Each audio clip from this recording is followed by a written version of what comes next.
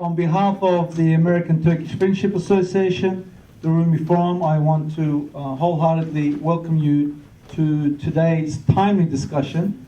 I say timely, kind of in a generic sense of the word, because I suspect around the topic of just war, it is unfortunate that human history would tell us, and I suspect into the future, that it's always going to be timely.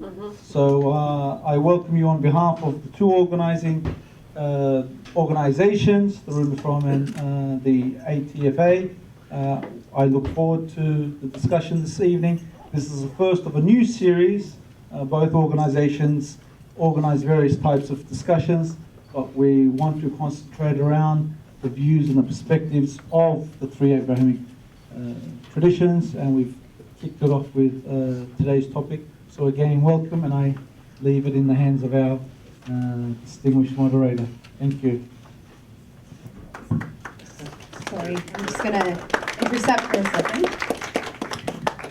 So we're going to start with the speakers. Each speaker will speak for 10 to 15 minutes on the topic, and then we will finish up with a discussion, as I said. So our moderator will be moderating that discussion. Please do, myself and some of my friends will have microphones for you to use in the audience. Please do raise your hand, and once the moderator, Henry, calls on you, we'll give you the mic. And stand up. Please say your name and your affiliation if you'd like. This also will be podcast on our website, rumiforum.org, as well as, I would guess, ATFA's website as well. So, and I believe a film, video version will be available within about a week's time. Right now.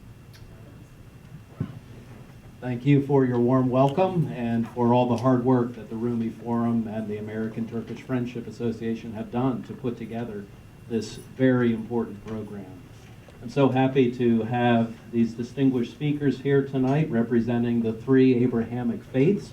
Let me introduce them to you, and then they will each spend a few minutes describing their traditions, just war, beliefs, and theories. And that will start our presentation tonight. Then I'm going to pose some questions for them to get them to reflect on the relationships between these different traditions and theories. So to my immediate left is Dr. Marc Gopin. He is the director of the Center for World Religions, Diplomacy, and Conflict Resolution at George Mason University. He's a professor there at the School for Conflict Analysis and Resolution, and co-owner of MEJDI, a peace tourism business. He has pioneered projects in Afghanistan, Iran, Syria, Palestine, and Israel. To his left is the very Reverend Ian Markham, who is currently Dean and President of Virginia Theological Seminary in Alexandria, and serves as Priest Associate at St. Paul's Church in Alexandria. Prior to his appointment at Virginia Seminary, he served as Dean and Professor of Theology and Ethics at Harford Seminary in Connecticut, and as Visiting Professor of Globalization, Ethics, and Islam at Leeds Metropolitan University in the United Kingdom. He is the author and editor of a number of books. And to his left is Imam Abdullah Antepli. He completed his basic training and education in his native Turkey. From 1996 to 2003, he worked on a variety of faith-based humanitarian and relief projects in Burma and Malaysia with the Association of Social and Economic Solidarity with Pacific Countries. He is the founder and executive board member of the Muslim Chaplains Association and a member of the National Association of College and University Chaplains. Earlier in the past decade, he served as the first Muslim chaplain at Wesleyan University, then moved to Hartford Seminary in Connecticut, overlapping with Dr. Markham for a bit. He was my teacher and dean. All right, teacher and dean. Yes. And great privilege was to. I'm glad you come to this evening with a history of relationship. And there he was the associate director of the Islamic chaplaincy program and interfaith relations. And now I think he has reached the pinnacle of his career by being the Muslim chaplain at my alma mater, Duke University. Allahu Akbar. No deep graduates? So, go Blue Devils. So now let's begin, and at Abdullah's recommendation, we are going to move chronologically through the Abrahamic traditions and listen to brief presentations of just war theories from each of these perspectives. And we will begin speaking from the perspective of Judaism, some words from Dr. Marc Gopin. Okay, this is just by way of introduction. I'm sure we'll have good times for conversation, so I'll just speak rather briefly. The just war theory, just war practice is something that goes back in many traditions in terms of how they have references to the issue of which wars are legitimate and which wars are not legitimate. Frankly, the whole subject of just war tradition came up later in history, and it was a highly developed intellectual subject, philosophical subject, especially in the Middle Ages, when there was so much organized warfare that had come about as a result of many Islamic Christian wars, and also eventually the Protestant Catholic wars. So that's when it became like a serious subject.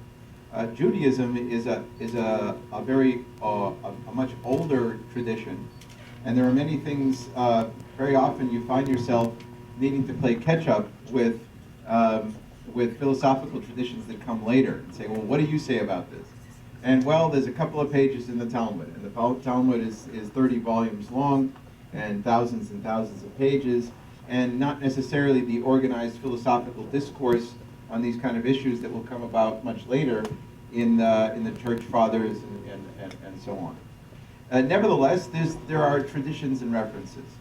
So one of the key things to understand in Jewish tradition is the difference between what people perceive Judaism as being the Bible, namely the Hebrew Bible, or the what's called the Old Testament in Christian tradition. Those Hebrew books are very, very ancient. If you're a traditionalist, the five books of Moses come from God as revealed to Moses. If you're a historian, they come later. Then there are many, many other books, the prophets and the historical writings. Now, in that literature, as in many literatures of our religious traditions, there's a great many countervailing voices. You have attitudes to war that are quite principled. You'll see the stories of Abraham in the book of Genesis where he gets involved in war in order to defend one side, but then he's very strict about not taking any benefit from warfare. And he considered it an illegitimate war. He wasn't too happy about it. And on the other end of the spectrum, there's many, many statements against war altogether in the books of the prophets. There's anti-war statements in many spaces. There's a resistance to kingship and oppression in the book of Samuel. And at the same time, there are many wars in the book of Deuteronomy that are not only obligatory, they're what would be called today genocide. The book of Deuteronomy commands the killing of men, women, and children in certain nations of the world, in 7 Canaanite nations and the group of peoples known as Amalek. Those kind of laws are there as the kind of raw data of the biblical literature. Judaism, or what you call Judaism, is really rabbinic Judaism. It's formulated in its details and its legal structures by the rabbis in much later period. In the period roughly between the classical period between about 200 BC to about 700 AD. And it's very much in Babylonia, today's Iraq and Iran. And that development of that legal system is where you have a more rudimentary analysis of just wars. And in that literature, there's a notion of milchemet mitzvah, milchemet chova, milchemet rishut.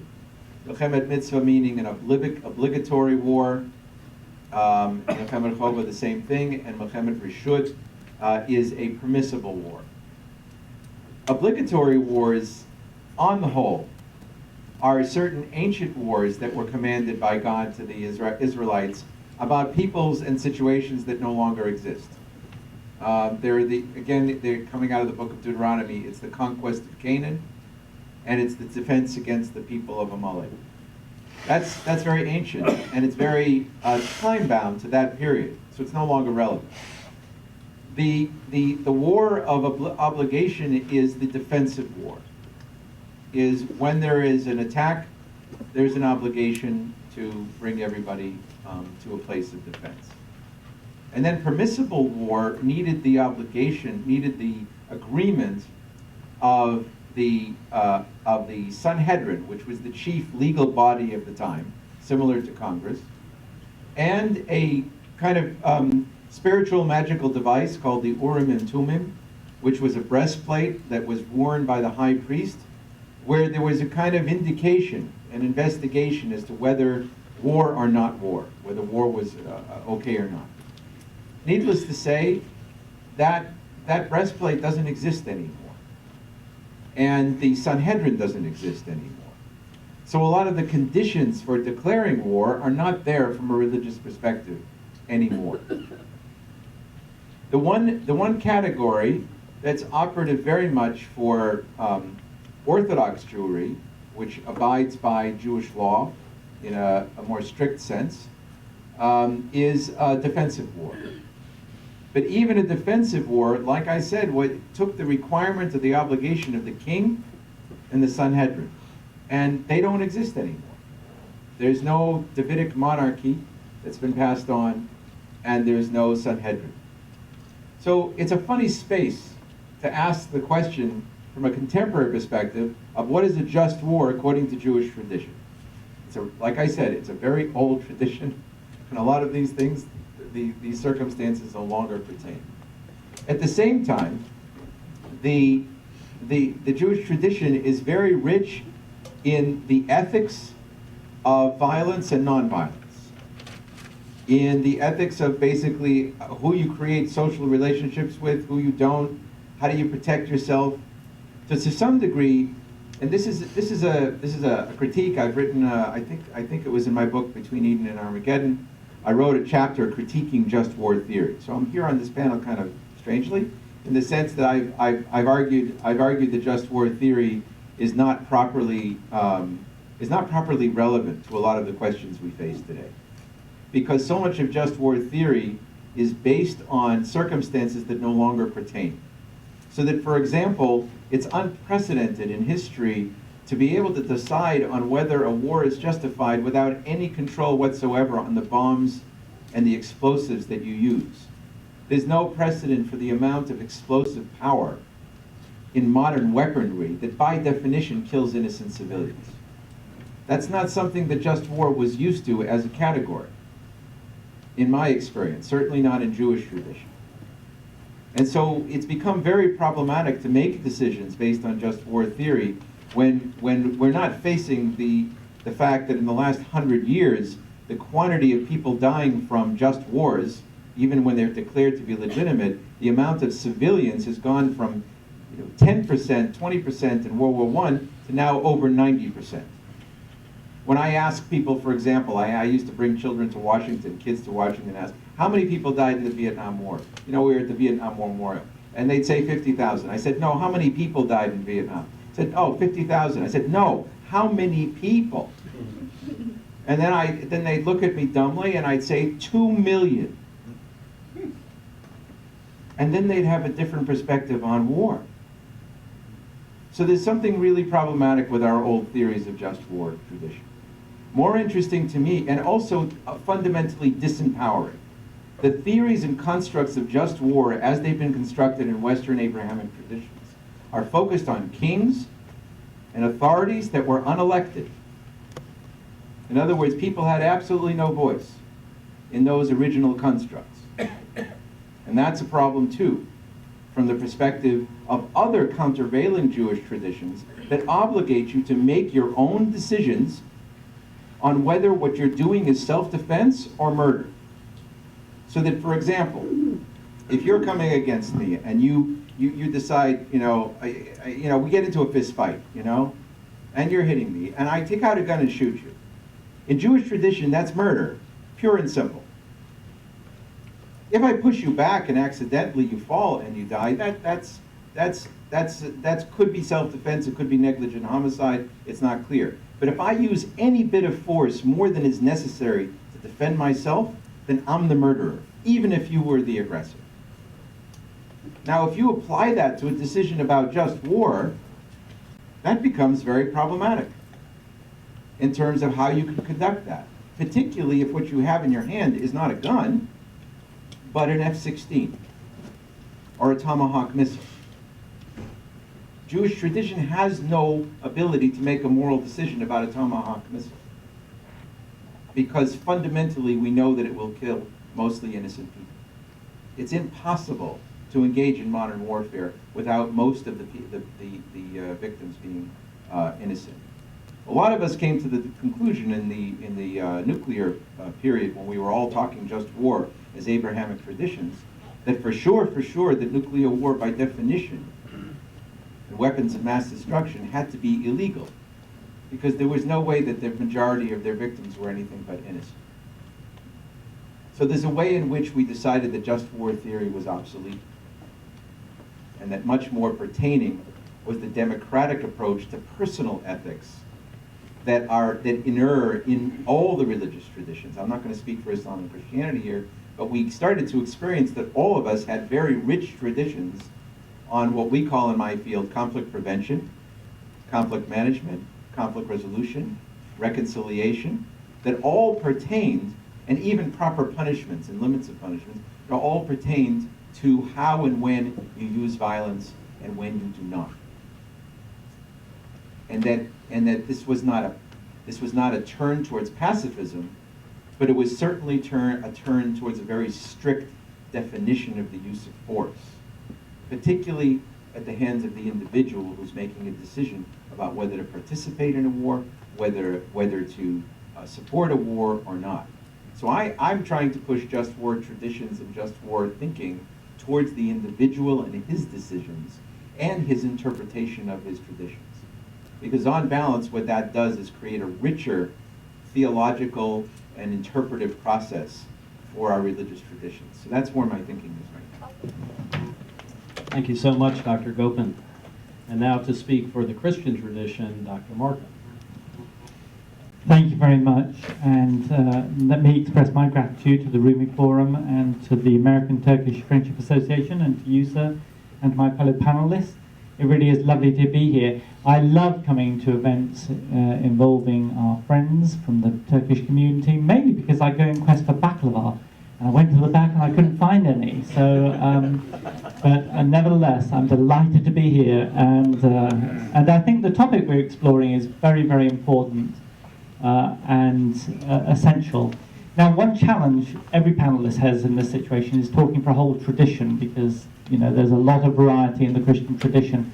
And there's a certain gentleman, actually, who teaches at Duke University, which is popping up a lot tonight, Stanley Haberwas, who's probably one of the eminent Christian ethicists working in the country today, who would start by saying, actually, the just war tradition is a betrayal of Christianity. And just to explain why, the central conviction of Christianity is that God was in Christ, the disclosure of God. When you think about the primary word of God in Christianity, it's not the Bible. The primary word of God in Christianity is God incarnate, God made visible in a life. That's the primary authority for a Christian. How do you know what God's like? God, you look at what you learn of God in Christ. And if you ask that question, then of course you can see why many Christians are committed to pacifism. Because Jesus taught it quite explicitly. He said, the principle of retribution of equivalence, an eye for an eye and a tooth for a tooth, is insufficient. Although a good one, it's insufficient. The truth is, you ought to turn your cheek in that situation. And he not only taught pacifism, but he lived it. There he was under an occupying power, where there were plenty around him who thought it would be appropriate to take up arms against an occupying power.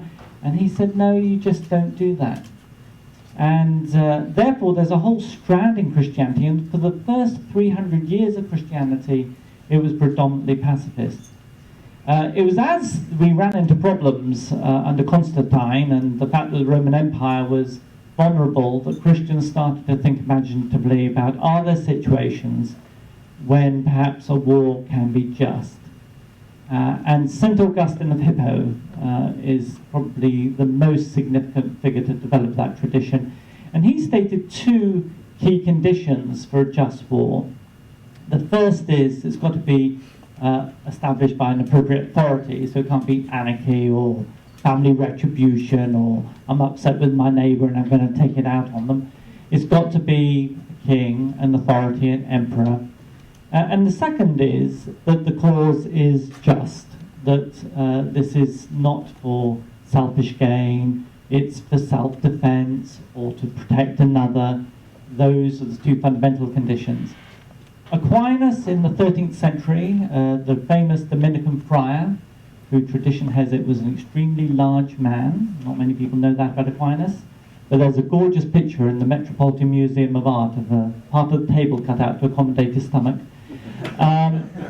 Aquinas added a third. He said it needs to have a right intention. And what he meant by that is the important thing is that war is fought to bring about a just peace.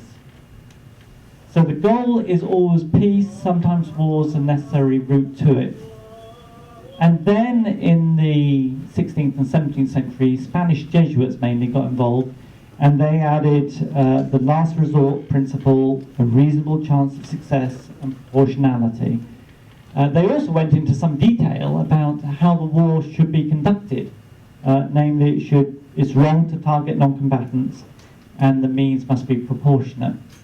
And so a whole sophisticated tradition developed, which continues to evolve today. And there are Roman Catholic thinkers in the United States who developed the just war theory and were, in fact, fairly influential on George W. Bush, and insisting that the just war principles could extend to action that needs to be taken to prevent a war. Can be legitimate. So it's a sophisticated tradition. It's got many parts to it. Of course, interpretation of these things is very, very tricky. And in the Christian tradition, it runs parallel with a deep awareness that the primary disclosure of God, God incarnate, Jesus of Nazareth, is a disclosure that witnesses to the centrality of pacifism. So we live awkwardly in a place where we both recognize that the primary call always is to recognize the Imago Dei, the image of God in each other, and do everything we can to prevent war, and at the same time a recognition there are situations where the only way we can bring about just peace is to take up force. Thank you. Pass that way, and I'll step over here. I'll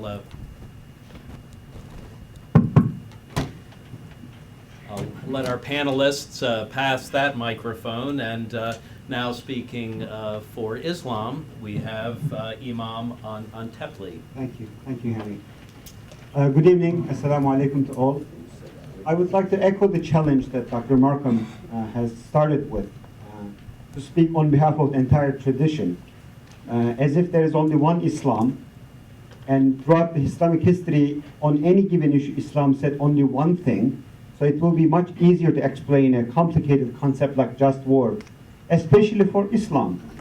As you know, after 9/11, the concept of war, violence, destruction, terrorism, and related all pejorative concepts pretty much used almost as a synonym to Islam and Muslim theology, where the confusion about that quick association of Islam with violence and terrorism has blurred our understanding of Islam and Muslims in general. So my task is even a lot more difficult. But as a rule of thumb, as an imam, as a believing, practicing Muslim, I always encourage you to consider if anybody says Islam says this, Islam says that, on any given issue, just leave that person. Run away as far as possible. That means he's not or she's not telling the truth. So there are many, many Islams and Islamic experiences and expressions, and therefore we should not seek a shortcut and come up with reductionist, simplistic answers on any given issue, especially just war and violence, using the violence and force. I will only mention 4 major categories which I hope we can build our conversation on.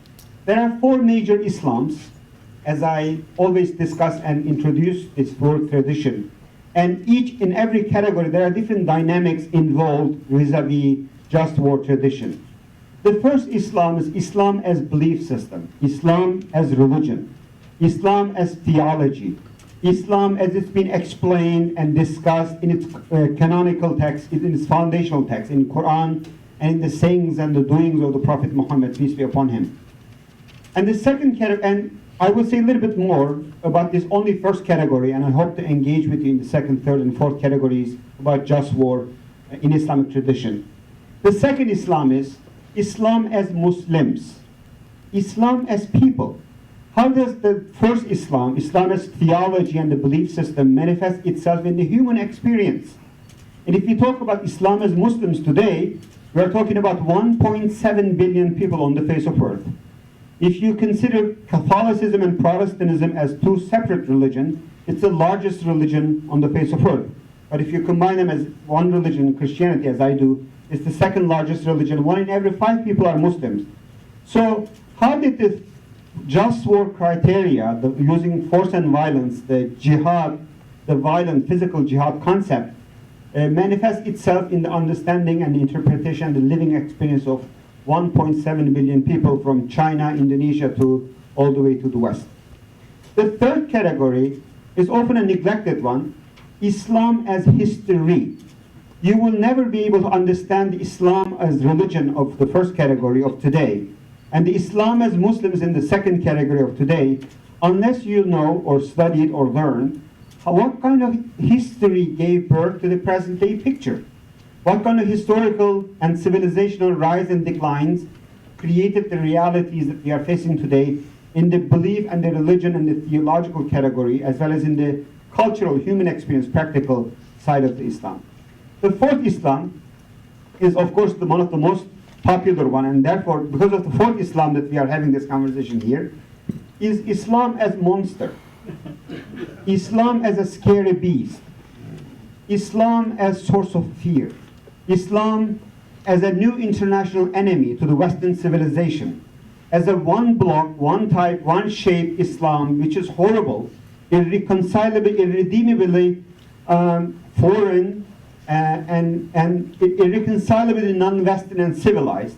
I'm exaggerating and trying to be a little bit of a sarcasm and humor, but this is a new reality, and no conversation about Islam in general, let alone using violence and just war, will be complete unless we talk about this fourth Islam and its realities, and what does it mean, this creation of fourth Islam, especially in the West, vis-a-vis understanding Islam and Islam as a religion, and Muslims as people, and including Islam as a religion and Muslims as people to the social fabric of Western societies, especially here in the United States.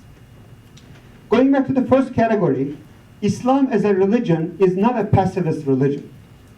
How many people in the audience are absolute pacifists? Like they don't believe in the use of force, even in the personal level or the collective level at all? How many people are pacifists in the crowd? Not even one? So you are in the same camp with Islam. That usually there's only 1 or 2. No? No truthful Jesus type pacifist? Yeah.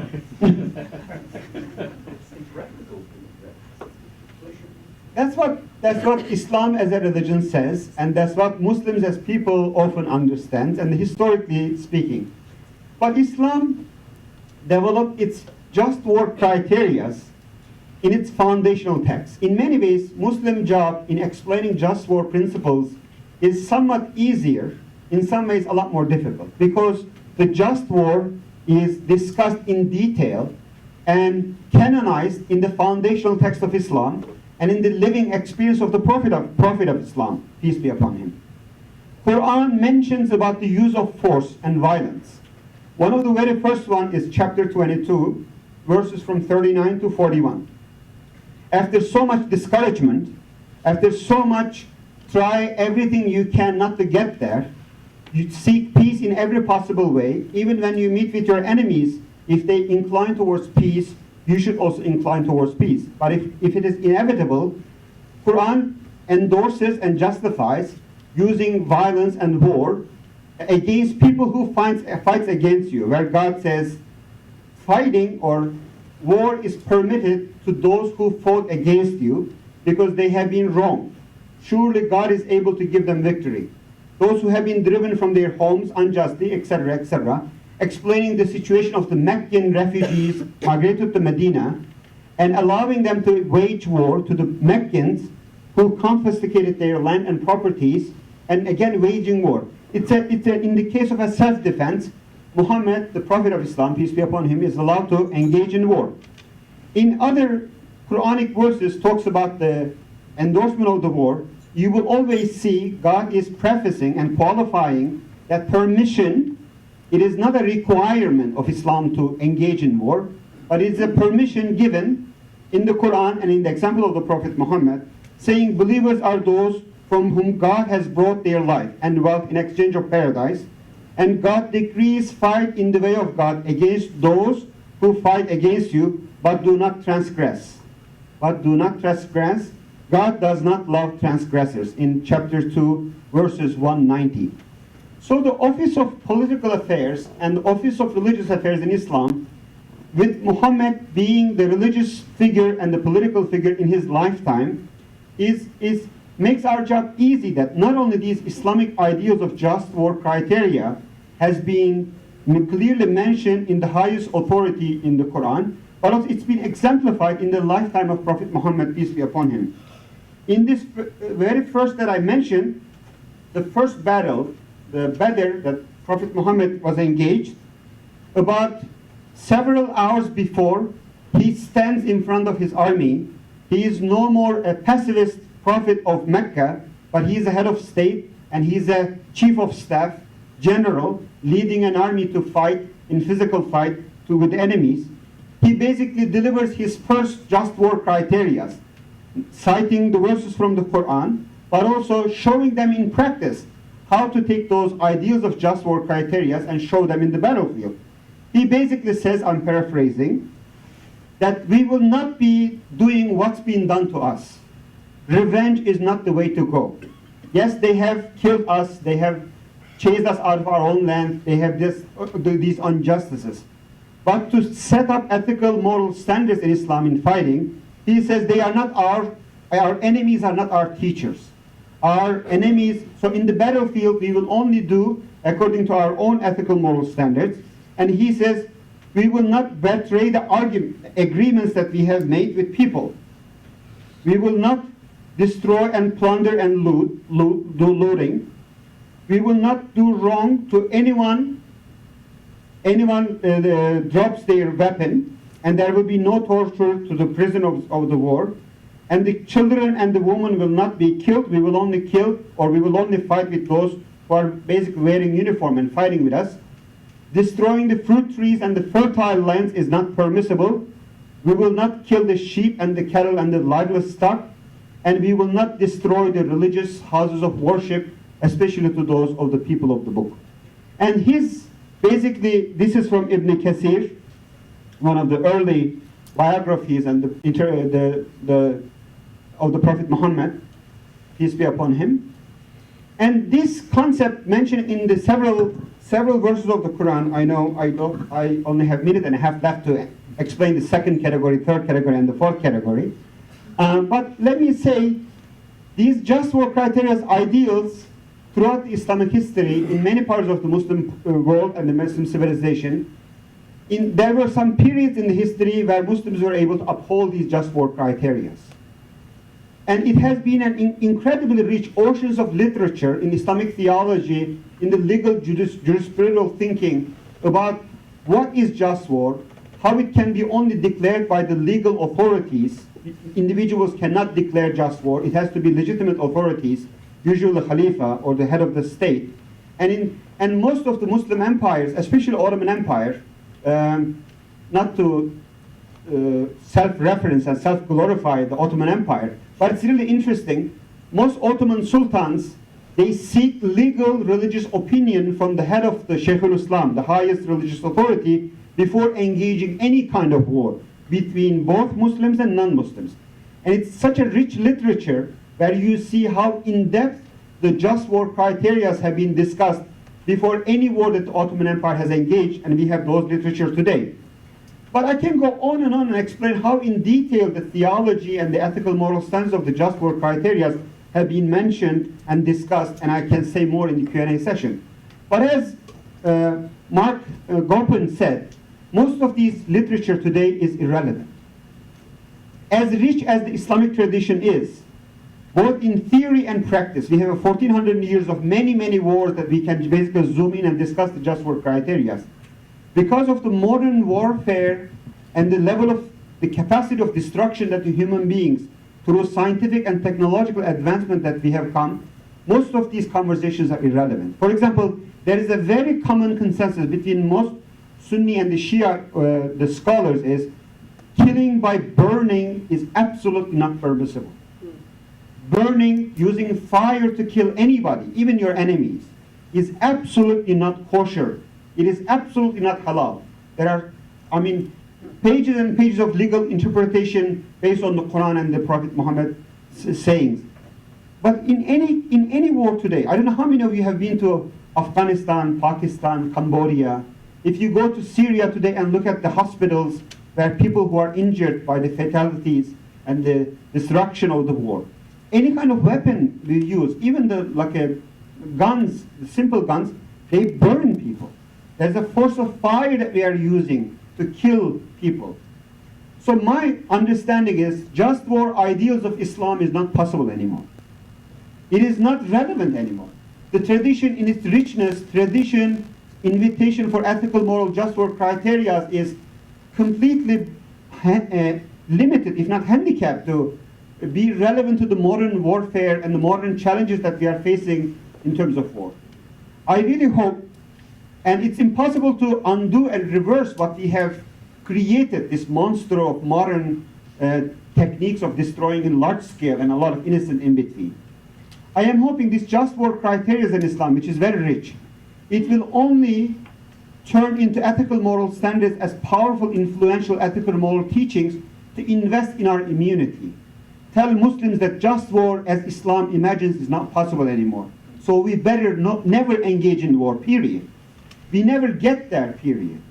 We do everything we can in the investment of the immunity of our societies that war will never be necessary anymore, because if we end up going to war, in the understanding of Islam through the traditional resources, the just war is simply not possible. Thank you. Thank you all for those.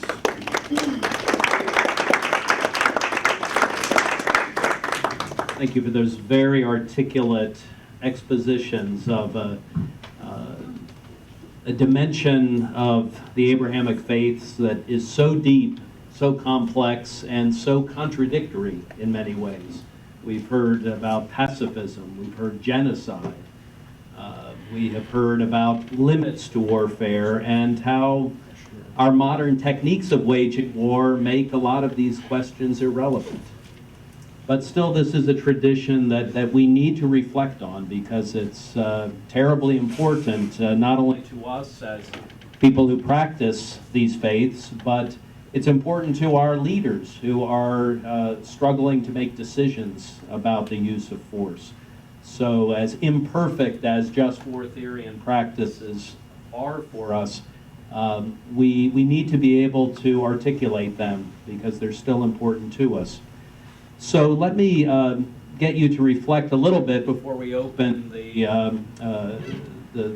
the conversation to the whole group. Let me get you each to say just a few words about some commonalities in just war theory and practice between the three traditions. and a little bit about where you see differences, where we need to have further dialogue. So commonalities and differences. I never get preparation time because I'm always first. Okay. Yeah, but yeah. You've had thousands of years to prepare. Right, exactly. Well, I think in terms of commonalities, I think some of the restrictive aspects of the limits of just war have some similarities. All three traditions have a notion that every human being is sacred. It's expressed in Judaism and Christianity as everyone is created in the image of God. That's not the language in Islam. But the idea that every human being is sacred is universal, which makes just war difficult. It's very difficult to get a war going where there isn't going to be injustice or the violation of the sacredness of innocent human beings. And that's the basis for the struggle in a lot of these traditions with the legitimacy of warfare. The other thing that's in common is this is in Islam and Judaism. There's a statement in the Quran there's a statement in the Talmud around 200 A.D. and a statement in the Quran 200 years later that every human being whose life is saved, it's a whole world that's been saved. Every human being that's killed, it's as if an entire universe has been killed. And so that idea of the valuation of the individual prefigures a good deal of the focus in modern ethics of human rights and the focus on the individual. And again, this makes it very difficult to apply just war theory in the contemporary context of massive casualties and massive explosive power. Differences, really, the differences are the unique challenges of how you frame things. I know in Jewish tradition, well, actually, this is a similarity too. We all have an issue with authority and the problem of authority. Who is a Khalifa? Who is a king of Jewish life today? The president, the prime minister of Israel? No. Who is the authority? So authority has gotten into the way of a lot of our just war analysis, and I think it's true in the Catholic tradition as well. So we have all these problems, and we have unique interpretive issues that that challenge us. For example, if it's always relevant that Amalek should be killed in Jewish tradition, well, who is Amalek? Well, in more peaceful times, Amalek's gone. So you ask any rabbi in the 19th century, there is no more Amalek. But if you ask today, with so many wars that Jews and Arabs have fought, oh yeah, they're over there. In other words, once the tradition is there, people apply it, and they can extend their categories. So we all have that. So what is, and the same thing, what is jihad? Well, that's a unique problem in Islam, but it's not so unique. It's an interpretation question. And I remember I was working with Prince Ghazi and others, only we can do fatwas, and this is the authority. At the end of the day, everybody with a microphone and a website now says that they have that authority, and we all have that challenge of authority, which again, I think, makes the declaration of war a problem in our religious traditions today. Thank you. Thank you for that. I think I've identified, I think I would suggest there are probably three commonalities, and in fact I think one of them you highlighted very, very nicely, Mark, when you says, one thing we share is the inherent dignity of all people and the uniqueness of that creation by God and the enormous tragedy when any life is taken. That is a shared conviction of the Abrahamic faiths. And therefore, there's a strong disposition to peacemaking in our traditions, which is very, very strong and important. I think the second commonality is that probably all three of our traditions, if you look at the numbers, the majority in all traditions are probably not pacifist. So in other words, there are lots of people in the Christian tradition who don't follow our Lord and Stanley Habermas. Oh, yeah, I shouldn't quite do that. Shall I just... Shall I just yell? Is No, if you turn this off that one, one. maybe this one's It might not causing be problems. recorded then. See if they- Big voice. I quite like yelling. Thank you very much. So I think that's the second commonality, even though we have a deep commitment to our traditions to peace, we're all not persuaded by it. In fact, this room's illustrative because there's no Christian who wants to follow Jesus in pacifism. And then the third thing which we share is we all have restrictions on war, out of which the just war tradition comes. Okay, that's what we have in common. The difference, I don't altogether agree with my colleagues that just war categories and language are no longer useful. And I found Abdullah deeply paradoxical in a lovely, rich and imaginative way. It's the reason why I loved him when he was a student, and I love him now. Because on the one hand, he sort of stressed The odd thing about being a Muslim is that, it recognizes at its heart that force is appropriate. And then he also said, right at the end of his talk, however, just war categories don't work, and therefore I encourage all Muslims, in effect, to be pacifists. It was a beautiful circle you took to each other.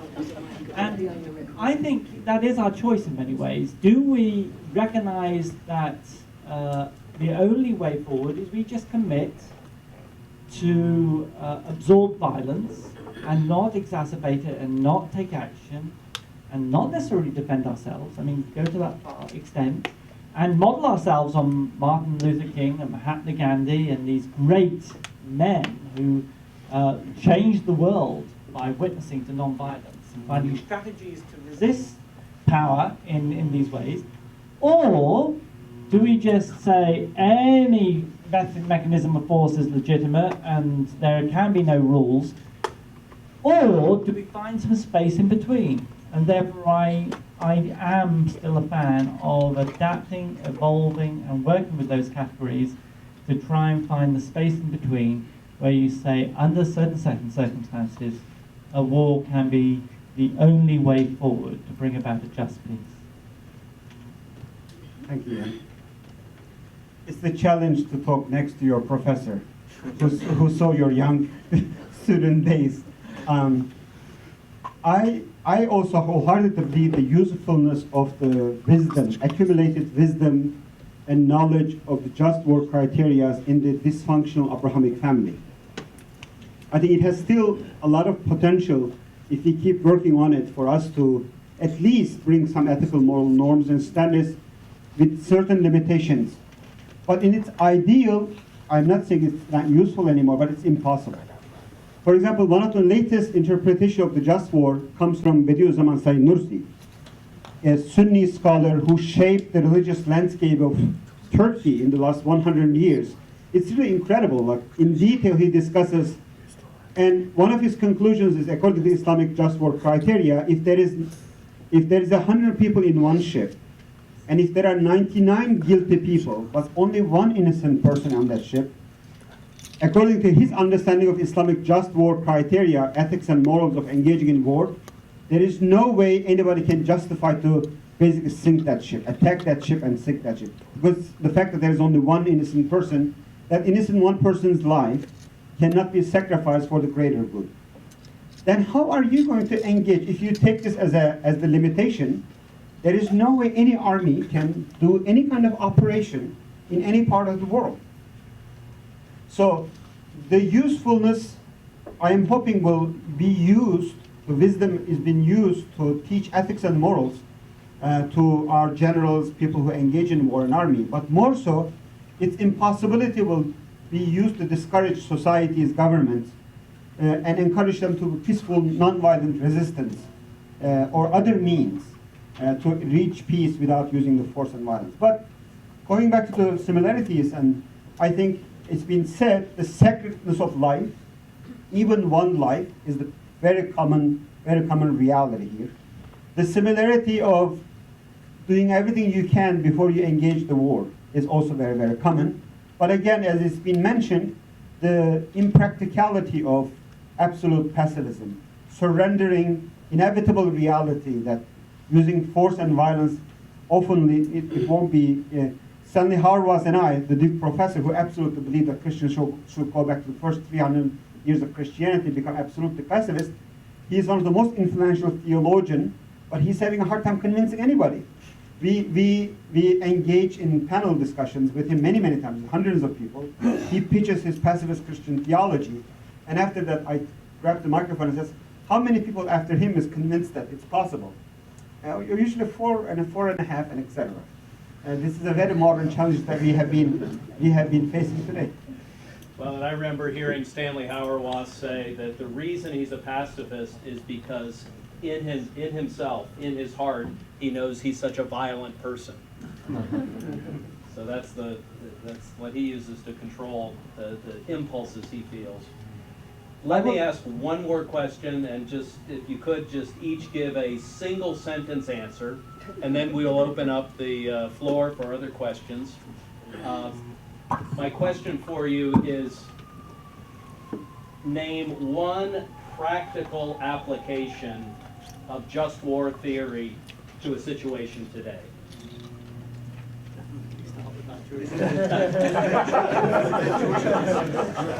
And of course, Abdullah has been telling us how impractical just war theory is, but one practical application.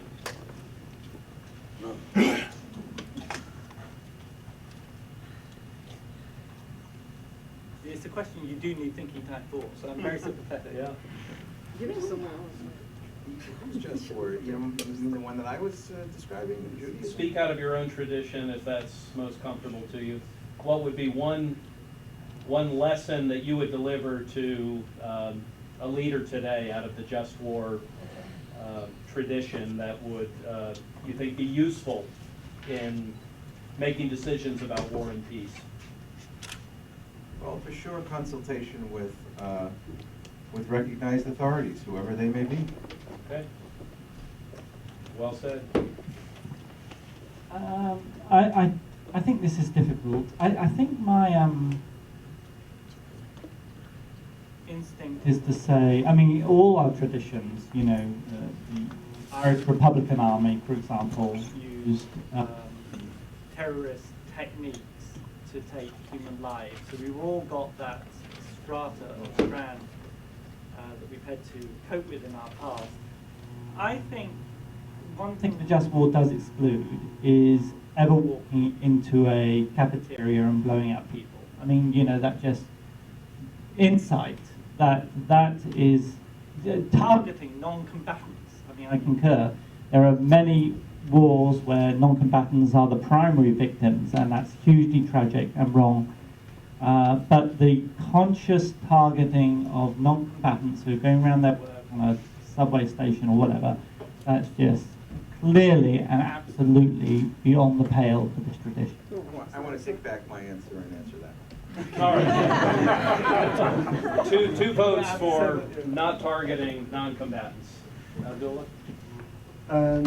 I would say if it's impossible to do the just war, at least after the war, if it happens and if it's unjust, I hope as a society and as a government, we will take those ideals of just war and use it in repairing and healing in the societies that our government, our people, like closing Guantanamo today would be a just war.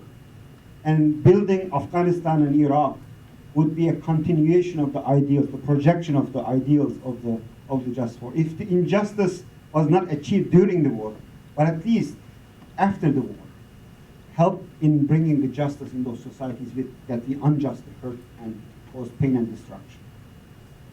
Thank you. Let's hear from all of you now in the light brown tan jacket. If you could again introduce yourself. Was there a Yes. mic that's coming? Yeah, right behind you there. Thank you. I just wanted to comment that there's a slight omission in this way, that within the history of the Christian church, that roughly 1,000 years ago there was a schism, and that the Eastern Church has not dealt with this subject in quite the same way. briefly, I would say, one, that there is no, if you will, backing off of the sense of the value of the human individual, not making the distinction between innocent or not innocent, but merely by the fact that they're a human being. Secondly, that there has never been the desire to formulate what a just war might look like. Rather, it's a matter of saying that there is no war that's just. It's never virtuous. But if someone engages in war, then you treat it like any other failing or sin. And there are canons which say that a person would be denied participation in the church for X number of years, they do certain penance and so forth. They work their way back into a situation relatively less sinful. So it makes just as much sense to say there is just crime or just dishonesty. There may be circumstances under which a mother has to steal a loaf of bread for her child, but she still sees it as a crime and something that she had to do. And so it's a slightly different, if you will, a middle way. Would anyone on the panel like to respond? No, Let's send the microphone up to the gentleman here in the white, and we'll listen to responses as the mic is moving forward. Ian? No, I was just going to say I concur entirely, and that's very helpful. Thank you. Is the mic coming forward right here? Yeah. Please introduce yourself.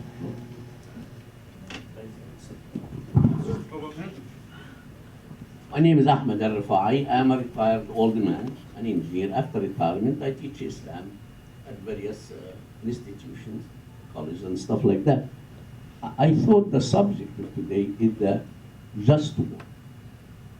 And before, when you approach the issue of just war, I don't know how can you approach it without defining what is a preventive war, what's a preemption war, and then of course a just war. What is a holy war? What is jihad? And what's terrorism? Each one of those need to be defined.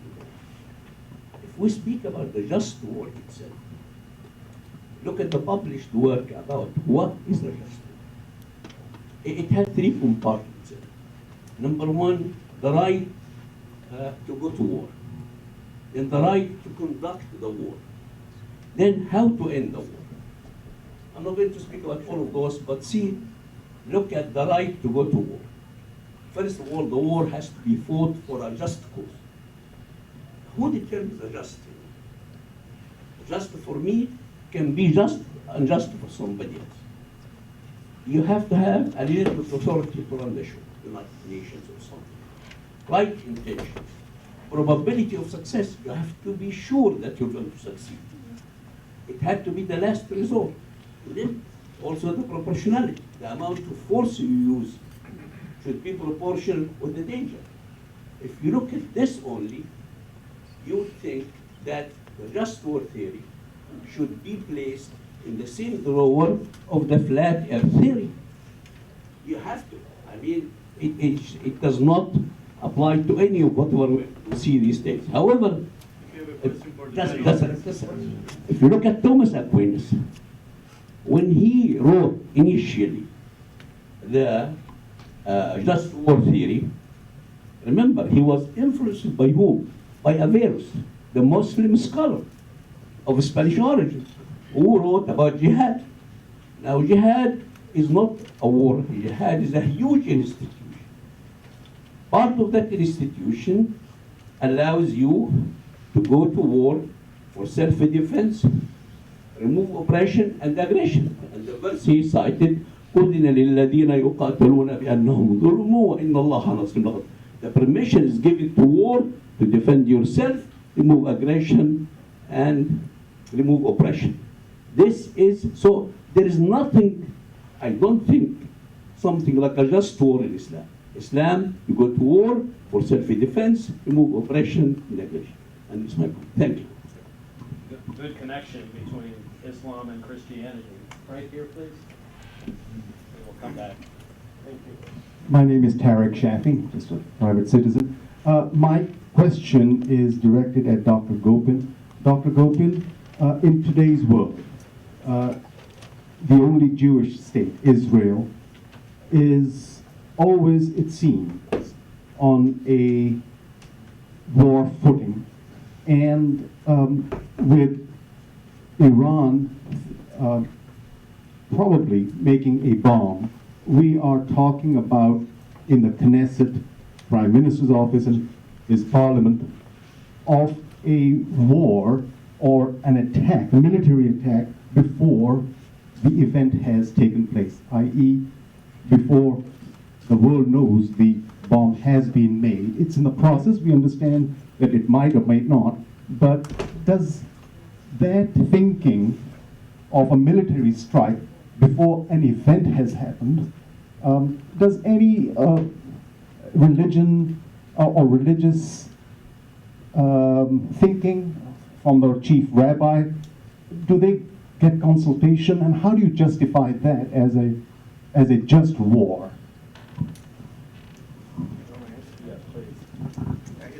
It's a very long subject. There's been people arguing about it for many, many years. I think, first of all, let me just be very clear. A Jewish state is an ethnic concept. It's not a religious concept.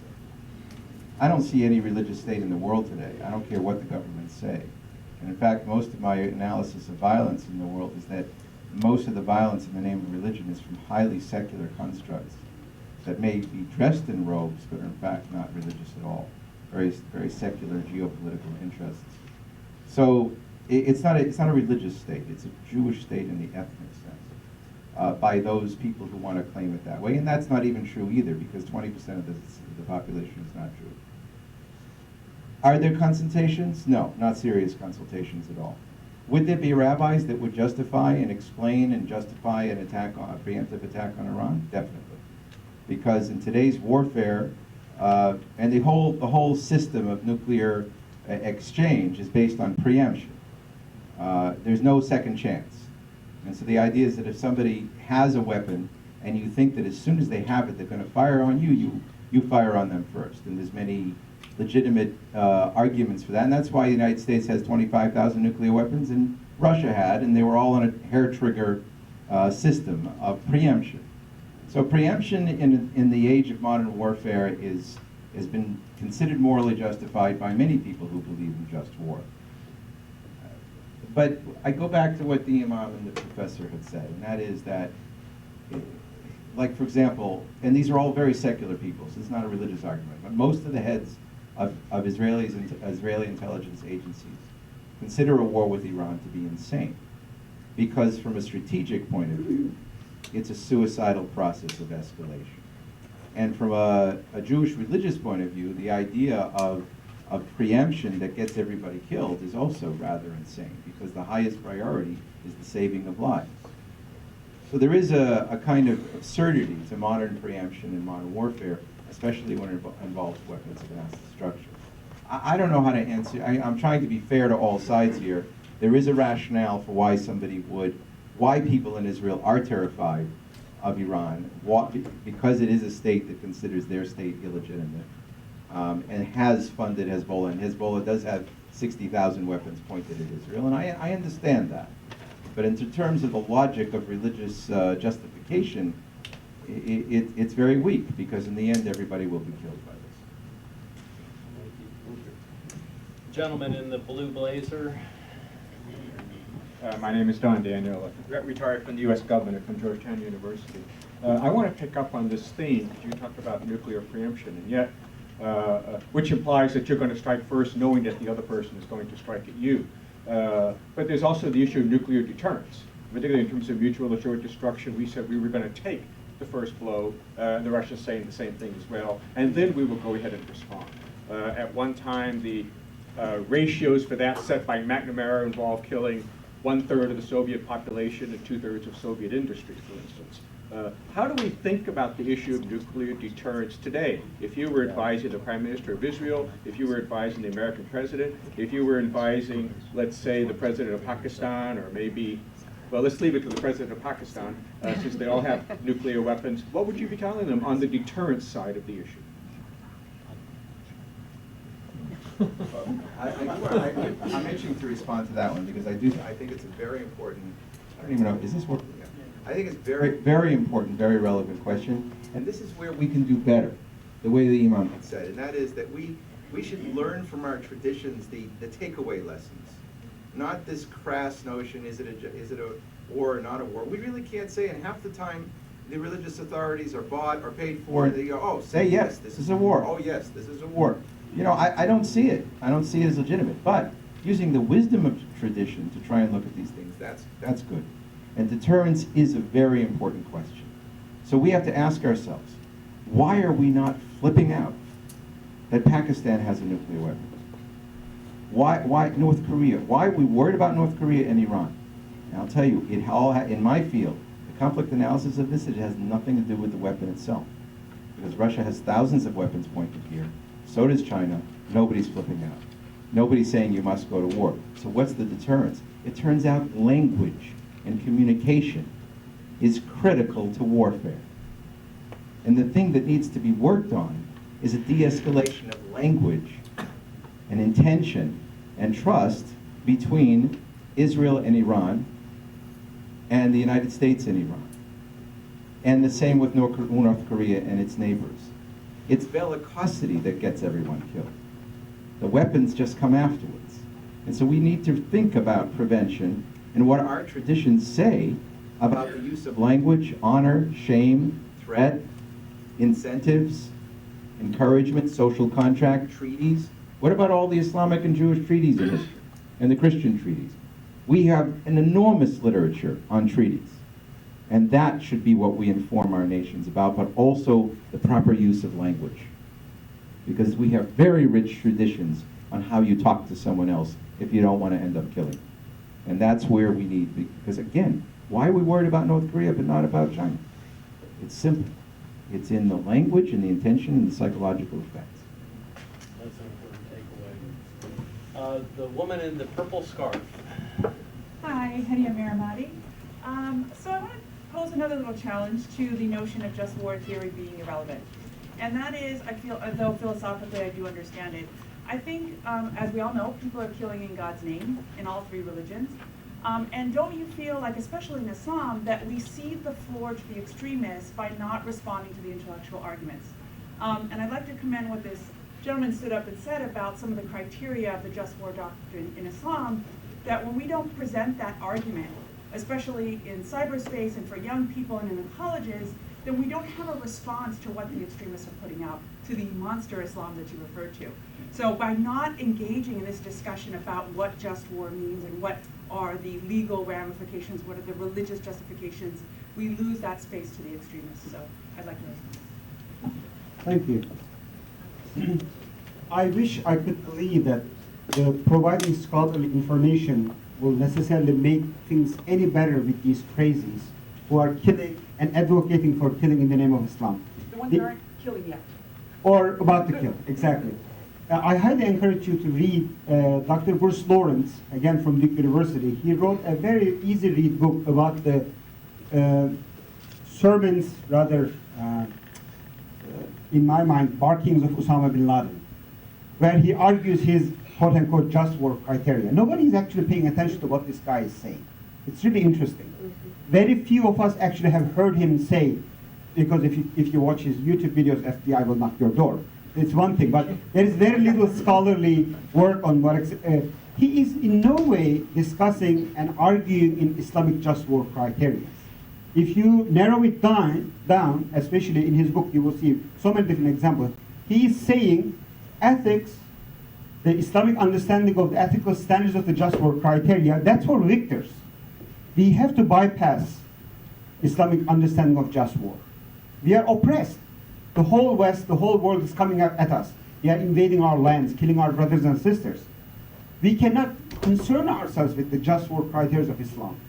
We have to just, by all means necessary, including violating the Islamic code and code of ethics in war and engaging violence, we have to destroy the enemy. Once we become victors, once we become powerful, then we are going to concern ourselves with the ethical moral standards of Islam.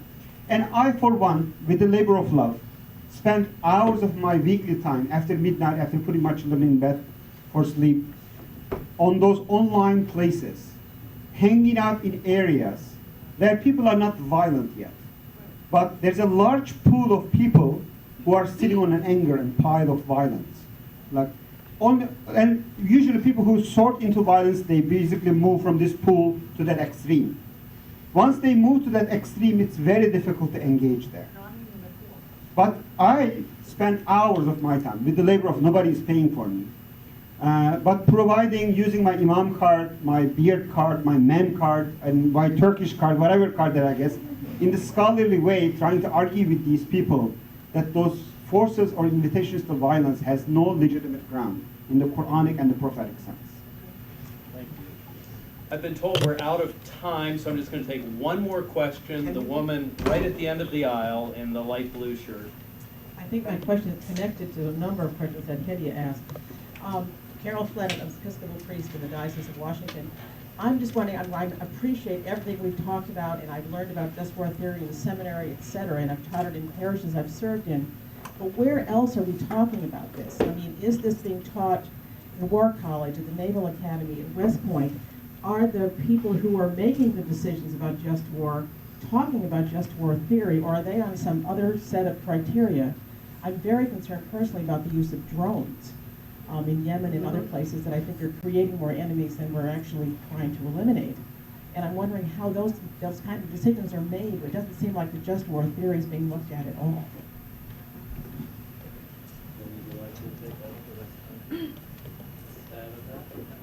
Thank you, Carol. It's lovely to see you here. And I think that's a good question. I mean, actually, I have talked to representatives of the military, and they do have classes on just war criteria. And of course, they have very strict rules about combatants and how they should behave.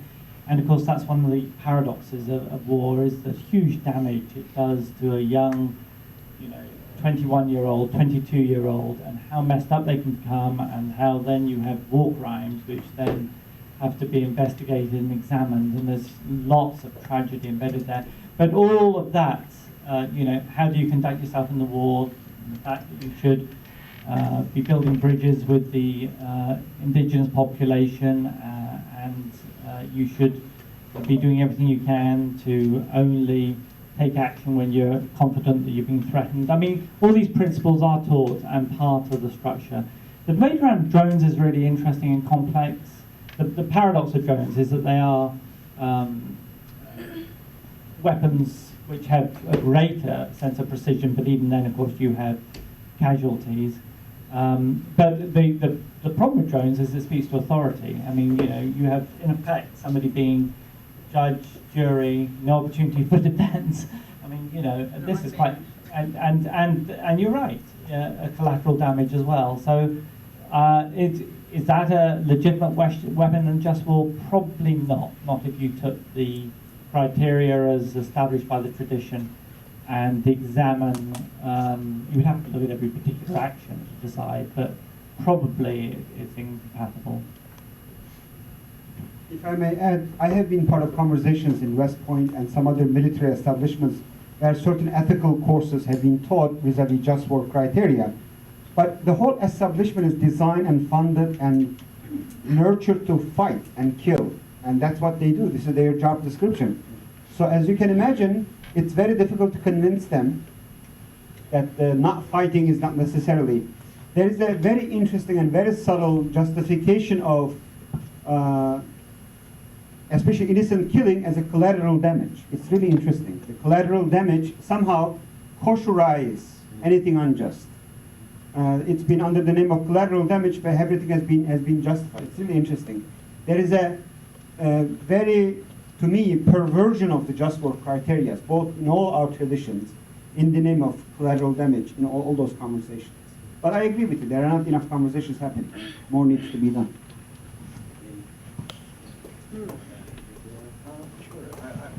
I just think that I step back, and I think the most hopeful thing is actually not discussing just war criteria with the average soldier or operative. And I've done a lot of this also in training in academies and other places. It's simply the exercise of people's moral imaginations in their daily decision making. The permissibility to refuse an unjust order is a good technique of trying to operationalize some of these just war ideas. the basics from a psychological point of view of ethics, the ethical gesture as such, is empathy and reciprocity, which we in the biblical tradition call loving your neighbor as yourself, or compassion.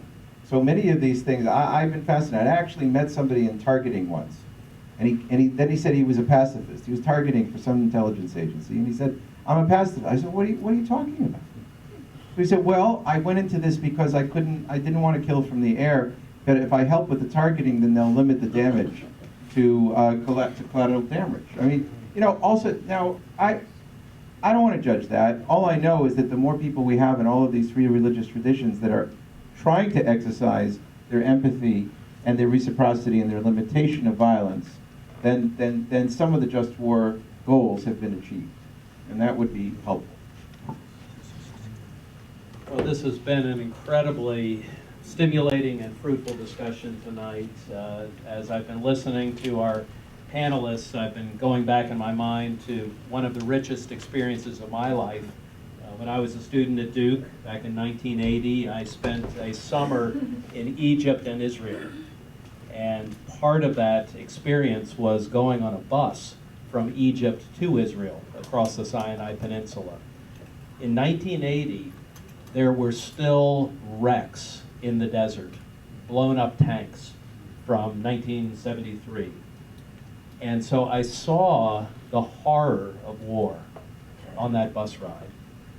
But that summer also, I learned from teachers who were Muslim, Christian, and Jewish about the possibilities for peace.